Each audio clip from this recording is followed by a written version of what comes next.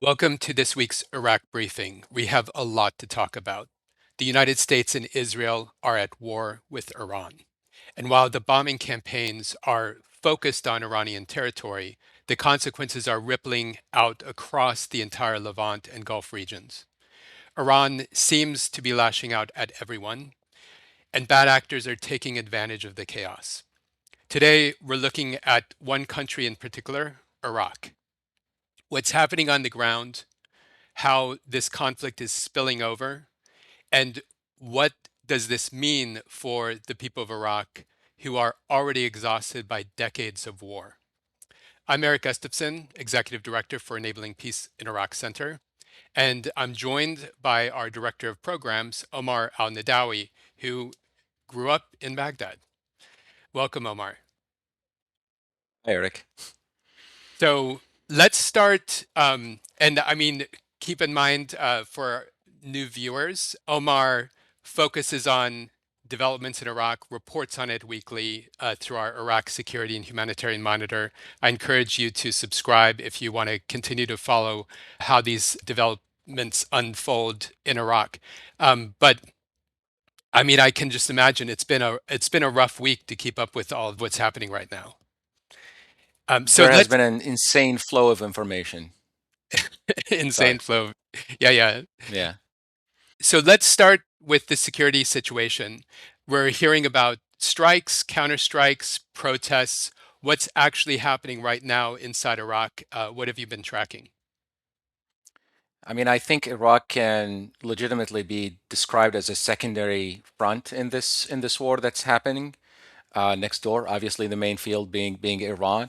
But since the hostilities were initiated by the United States and Israel, there's been a lot of violence happening inside Iraq by a variety of actors. So as the US and Israel launched their operations on Iran, they also launched airstrikes against Iran's allies inside Iraq, militias that are backed by Iran. There have been numerous attacks on militia targets in places like Al Qaim near the Syrian border, around Ninawa, at Jurf al Sakhar, south of Baghdad, and in Diyala, and elsewhere.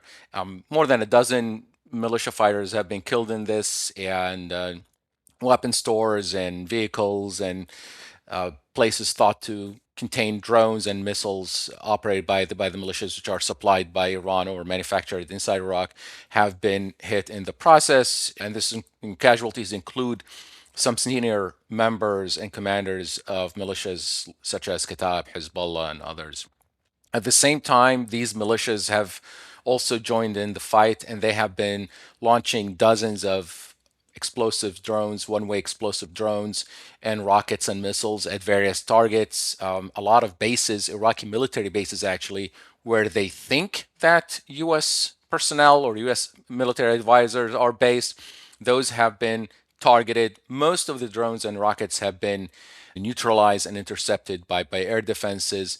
But it's interesting because the U.S. has been pulling a lot of its personnel from Iraq, from a lot of those bases, and so uh, these sites that the militias have been targeting, in theory, there should be no U.S. personnel there. So again, a lot of operations by the militias against Iraqi military bases in Baghdad, in Erbil, near Baghdad airport, in Balad, north of Baghdad, and in Basra. Most were intercepted, but again, some have made landfall, but with minimal damage for the most part. And can I can I The can I just interrupt for a minute? But so that Of that's course. like the hardened targets, so to speak, right? Where there's actually air Mhm. defenses. But what about civilian infrastructure and other sites? Yes, so that's a good question. Some of the drones have actually crashed or struck in civilian areas. Some people were injured. As far as I can see, there have been no reports of fatalities, or at least no large numbers of fatalities associated with these incidents.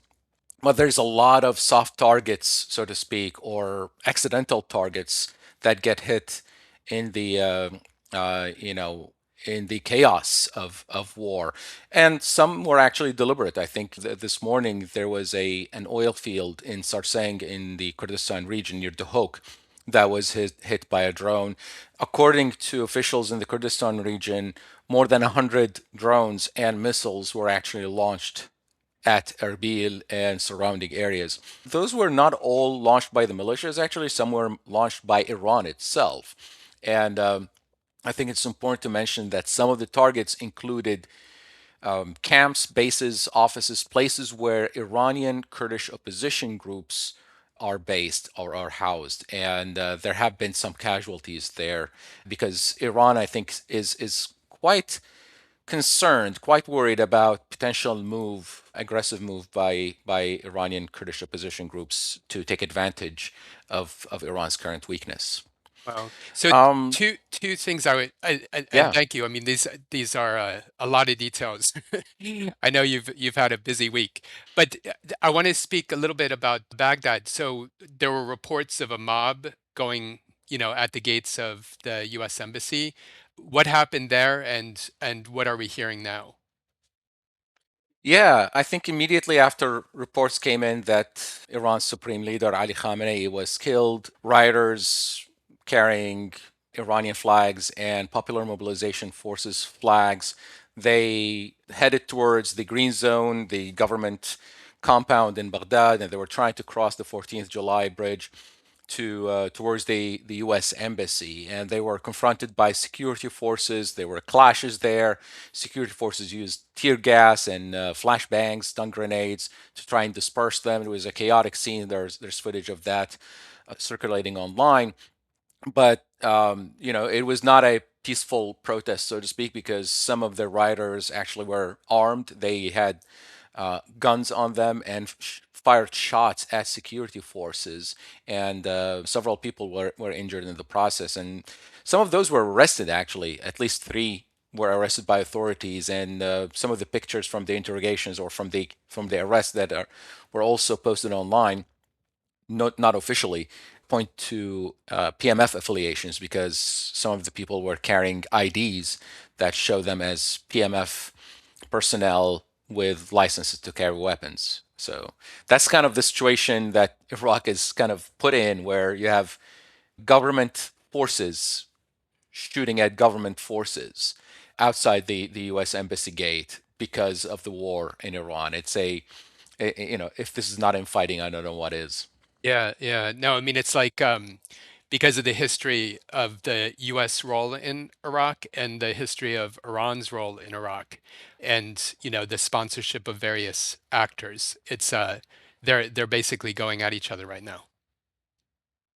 Yeah, indeed, Yeah. indeed.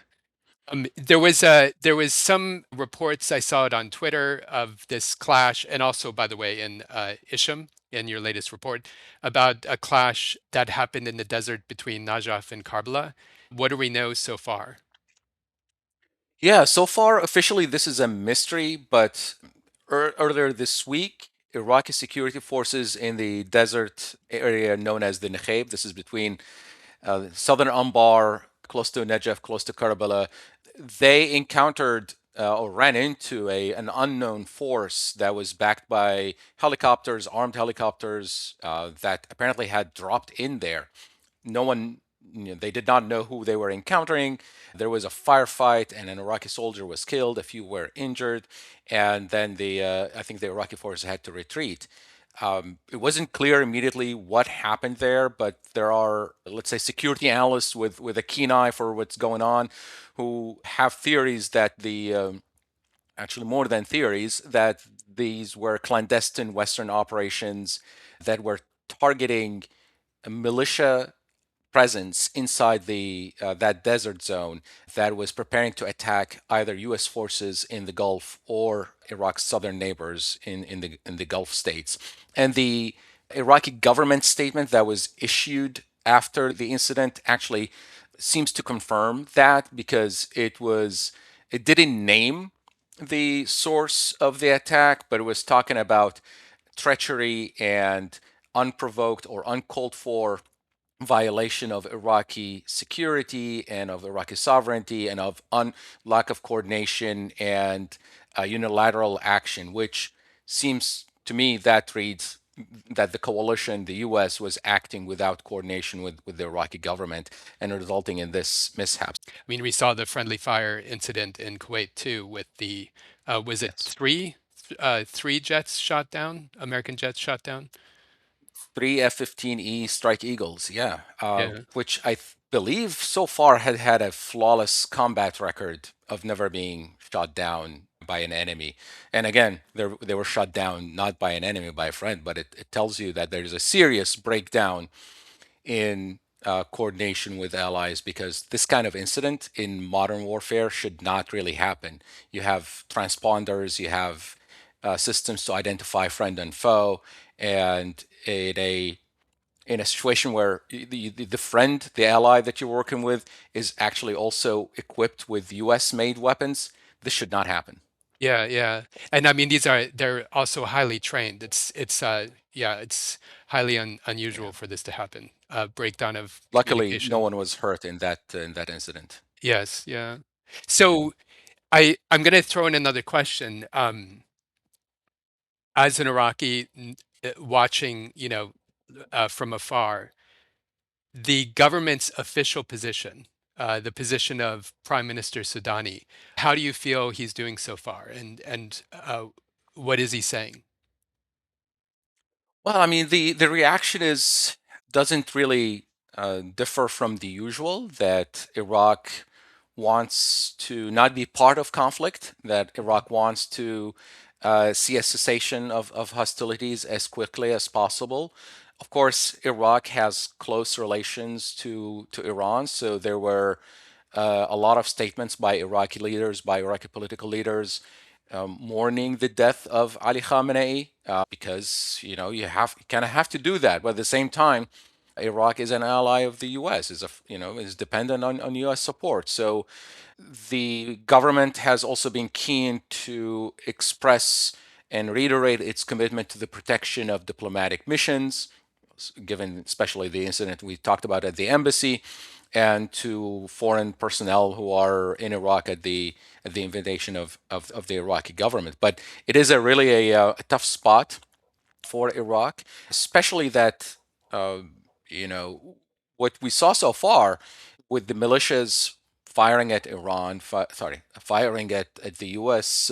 Forces in the region, firing at Iraqi military bases, planning to fire potentially at Iraq's Gulf neighbors.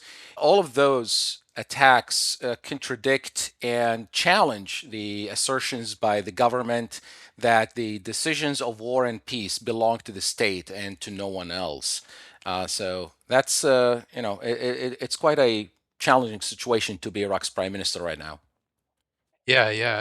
And I mean certainly I think the desire not the desire for Iraq not to get involved in a regional war, that's where the Iraqi street is. That's where the Iraqi people are. Nobody wants to see their country get embroiled in a regional Of conflict course, like this. yeah, So, yeah, yeah. we got reports earlier this week, uh, even today, that President Trump is talking with Kurdish leaders, with the Iranian opposition, the Iranian Kurdish opposition, about opening up a front against Tehran.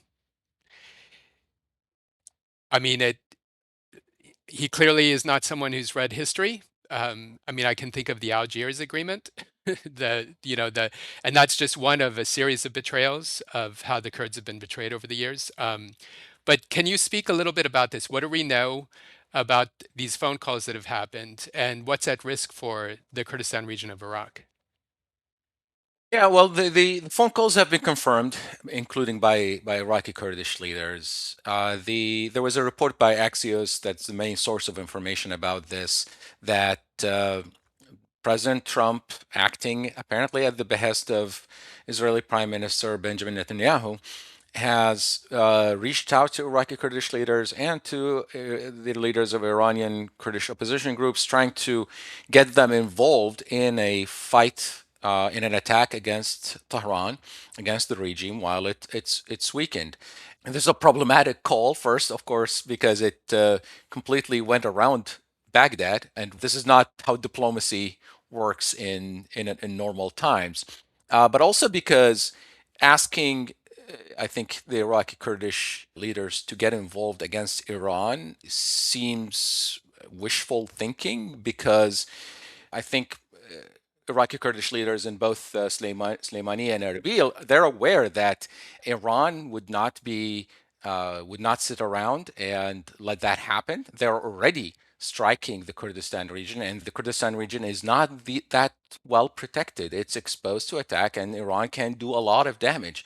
And I think also in the back of everyone's mind, there's also the question of Turkey. How is Turkey going to see, a situation in which Iraqi Kurds are working with Iranian Kurds to topple the regime in Tehran? What would that imply for Turkey and its own conflict with its own Kurdish community? So it's a risky situation. It's a risky proposal that seems to have been subjected to very little thought before it was presented. And of course, both Baghdad and Erbil have rushed to reassure Iran that they're not going to get involved in any plots against Tehran, that they would not allow Iraqi territory, whether in Kurdistan region or elsewhere, to be used for attacks on Iran.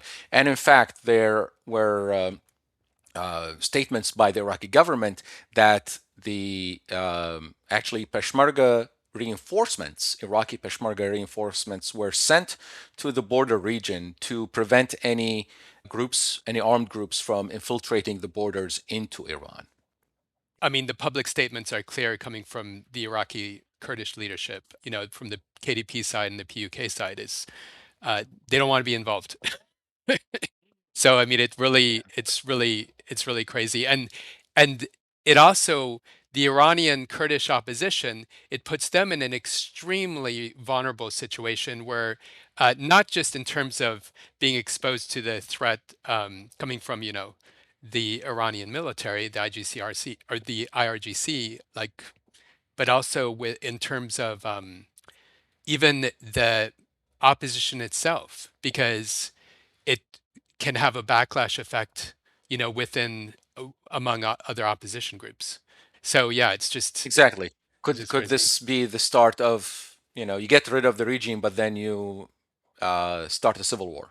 I also want to just add a point about that vulnerability for the Kurdistan region of Iraq, for a lot of areas of Iraq, is that I think one of the things that some people might be mistaken into believing is that there's this amazing air defense system protecting these areas, because we're seeing how the air defense system, not perfect, but has been incredibly effective in the UAE and Qatar. But you can't there needs to be an understanding that you don't have those kinds of air defense systems everywhere.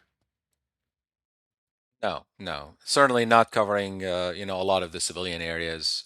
Is just the really around the some military base and the consulate area. When it comes to Iraq Kurdistan, it's not that robust network that you see in, say, the Emirates or Qatar or Kuwait. Yeah, yeah. So let's talk about the political situation. In the midst of all of this, Iraq is going through the government formation process. So, how is the war affecting that? I think it's putting everything on hold, especially it's Ramadan already, so people usually don't do a lot of business in Ramadan. But the war has put I think everything on hold, and everyone is distracted by what's happening in Iran and waiting to see what happens, what comes out of the war when the dust settles.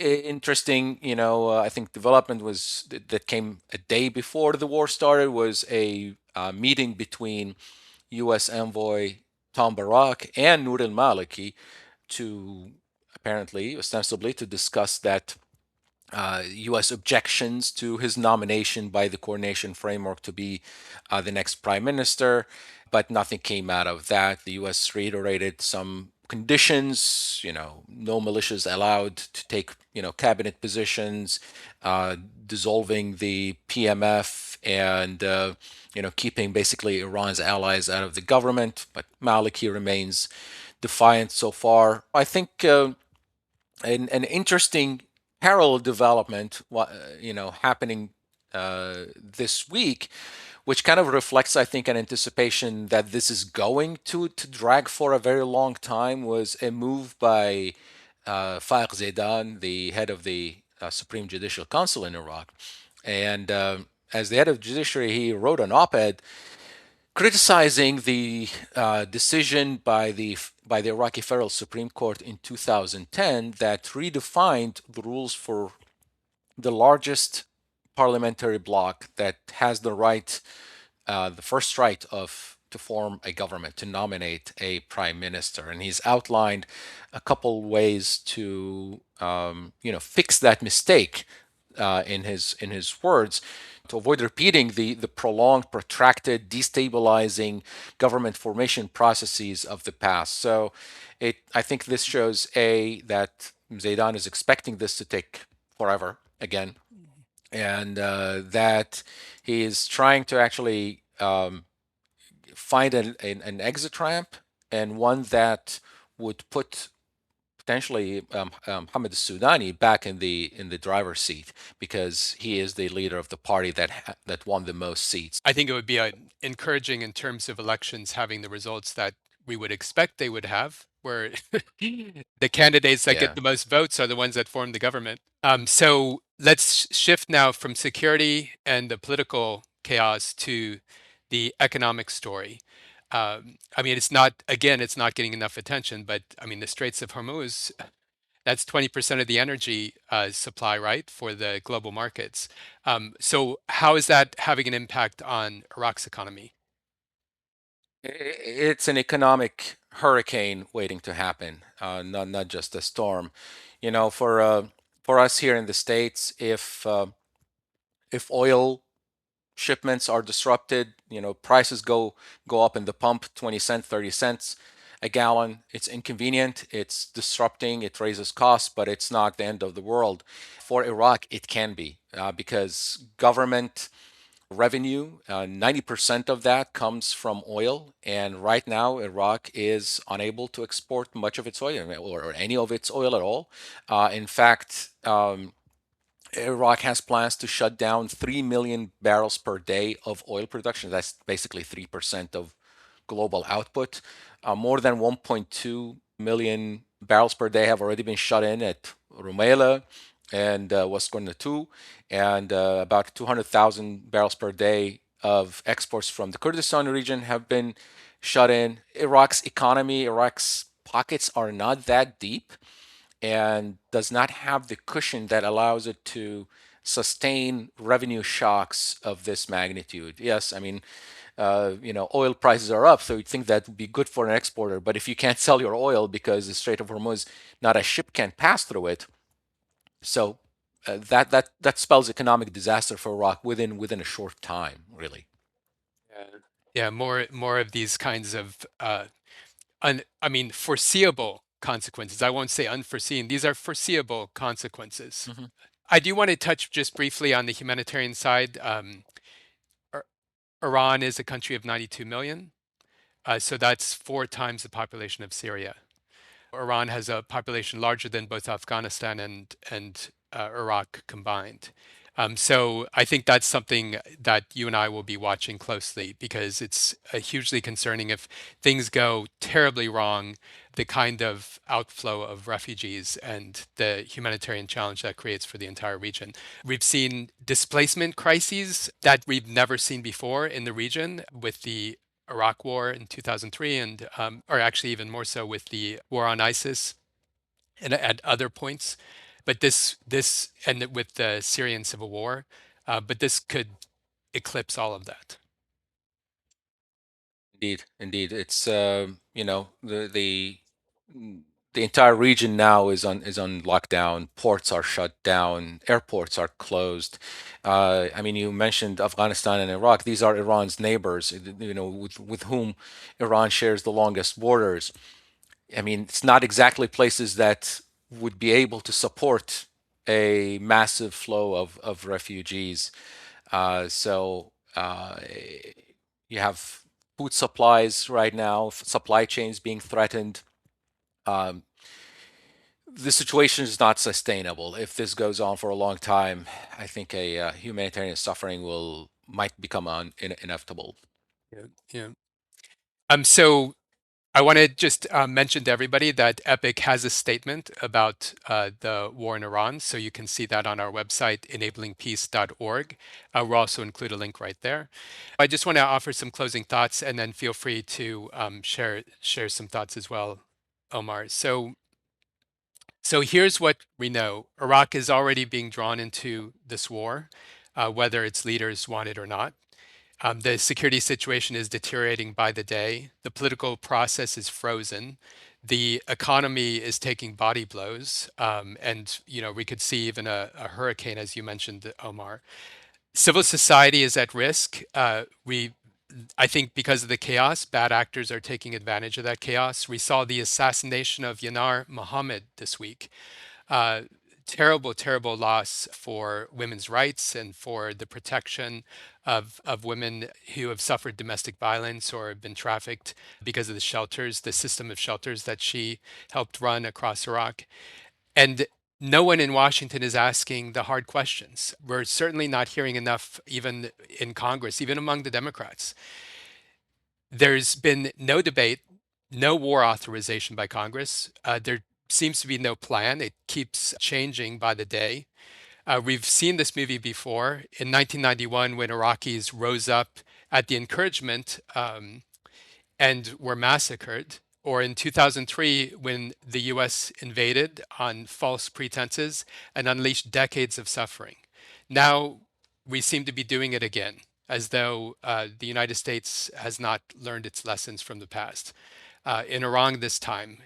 And so many populations, so many people are caught in this, Iraq included. The people of Iraq deserve better. The people of Iran deserve better. The people of the region deserve better. And until we start asking hard questions about what war actually delivers, what this effort is going to achieve, what the end state that the US has in mind, we're going to see a lot more mistakes and a lot more suffering. So please, if you're watching this, please get involved. Let your members of Congress know how you feel. uh, you know, we need to start asking these questions. Omar? Yeah, well said, Eric.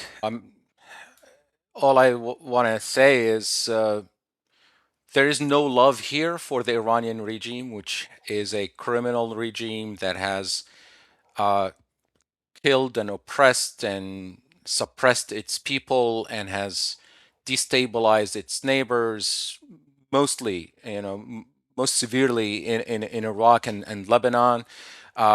So that being said, war is a very dangerous business, and if you're trying to uproot an evil of this magnitude, you have to you have to think about it. You have to plan it. You have to think about the unintended consequences. You have to think about the civilian populations, millions upon millions of people who are going to be caught in the middle. You have to think about how other great powers are going to react. And we already see reports that Russia is supplying intelligence to Iran to hit US forces. We need to think about how China is going to react. With that, are they going to take cues from that when in their policy towards Taiwan? We need to think these are very dangerous decisions that cannot be taken lightly and can lead to disastrous consequences that can make the annoyances, the nuisances that we were dealing with a year ago could make that look, like a walk in the park. Yeah, yeah, agreed. Well, that's it for today's Iraq briefing. We'll be back to you soon, and you can subscribe to our weekly reports through our website, enablingpeace.org. Thank you so much for joining us. Assalamu. Maslama.